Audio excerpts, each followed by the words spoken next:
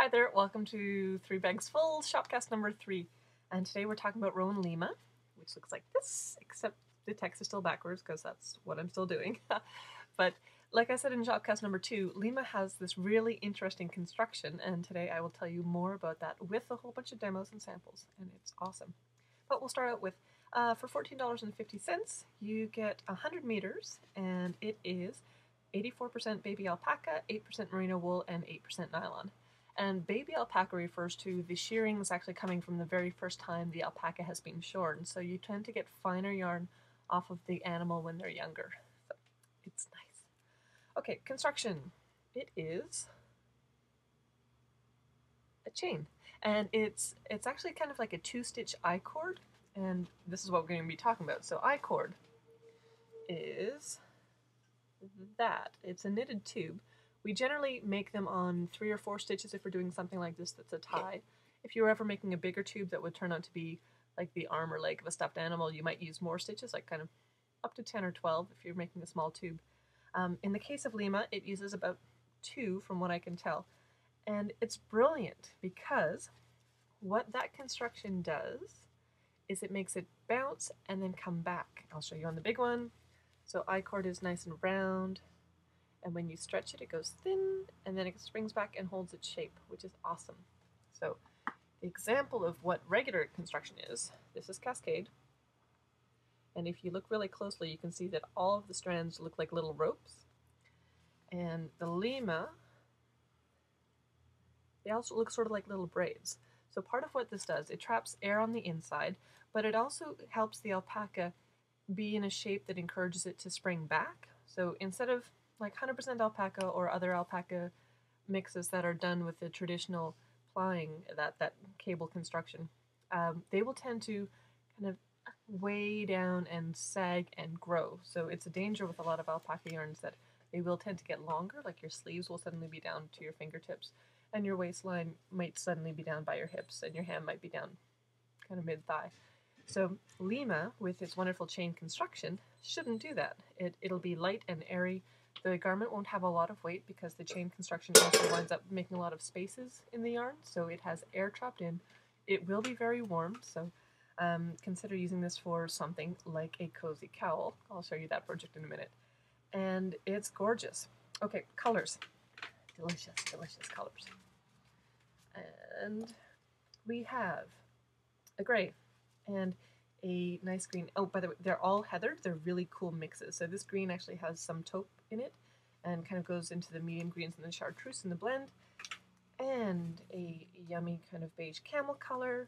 And this is a dark black green. And this is more of a kind of peacocky, tealy gray green. It's gorgeous. This is a fairly warm gray. A nice deep blue. It has a little bit of purple in the heathered mix.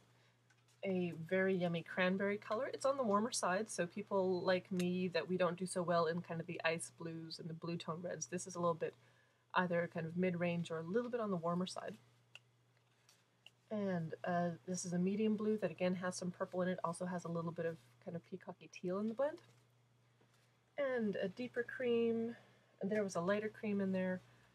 Oh, those are my deeper and my lighter creams. A gorgeous autumn rusty orange. My mom would look fabulous in this. She's an autumn. If you ever did the Color Me Beautiful things back in the 80s, I'm a spring. She's an autumn, but this would be awesome. And a nice brown, and this kind of has a blend of khakis and just a medium and rusty brown in it. It's really cool. Very, very vivid purple. And this awesome purple, and I'm going to bring that closer because you may have seen the same blend in Cascade 220 and also in the Eco Wool. And then we also have the same shade in Barocco's Ultra Alpaca and in the Drops Alpaca Fingering. So we figured that somewhere back in the yarn manufacturing line, they are either all using the same color consultant who's showing them this heathered blend. Like it has greens and purples and ambers and blues in there that all just make this cool purple. Or they're all going from the same mill that has a color card option for doing heather blends, and they're just getting different fibers in them. So I have this color in 100% wool, and I also have it in 100% alpaca, and I also have it in this blend. So interesting stuff, hey? I think it's really cool. Okay, the project for today. is this. It is a fern lace cowl. We got permission from the designer. Her name is Jami. It's not our shop, Jami. It's a woman who runs the Knitting Bee store in Beaverton, Oregon. I think that's by Portland.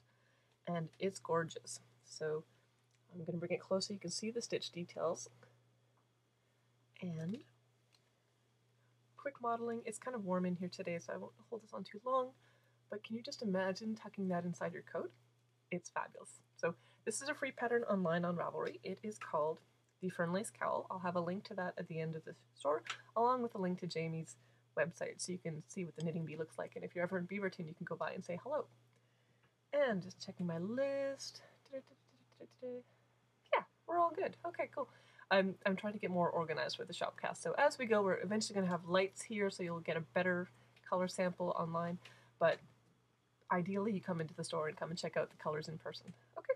And I'm from 3 Bags Full in Vancouver, BC. We are now open 7 days a week, so come on by or visit us online at 3bagsfull.ca. I'll talk to you soon.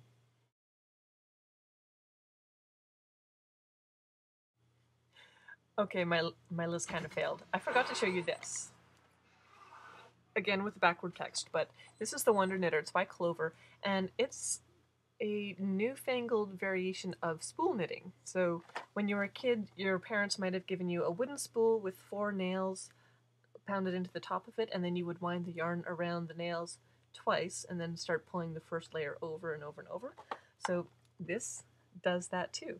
And what it's for is that you can take like your fingering yarns, or your kind of lighter weight things, and make big long tubes of I-cord, and then you will have for yourself big, fat, chunky, but light and lofty yarn that you can make something fabulous with.